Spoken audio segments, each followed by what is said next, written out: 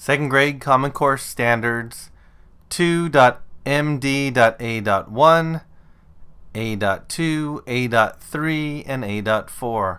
All of these standards have to do with measurement. Standard 2.md.a.1.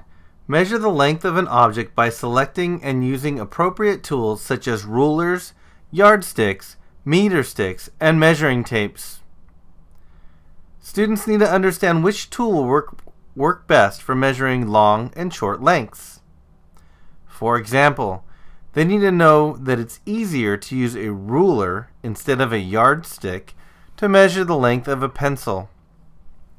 Students need to understand that when measuring, always start by lining up the 0 on the measuring tool with the object being measured.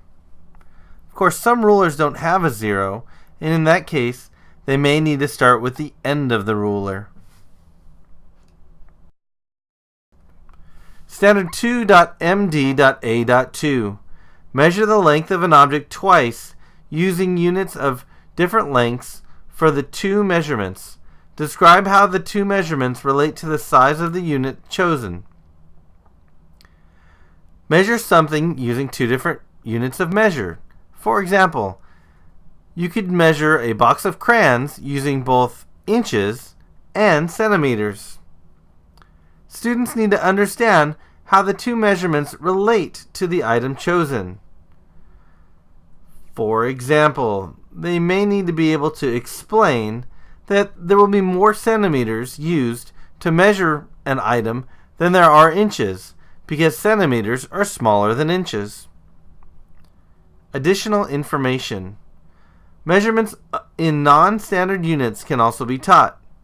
For example, you could measure that same crayon box using cubes, paper clips, erasers, or anything else that's small enough to be able to measure the crayon box with.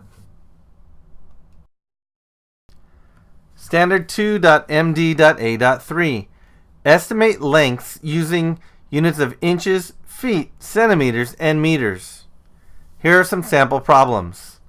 Estimate the length of your pencil in centimeters.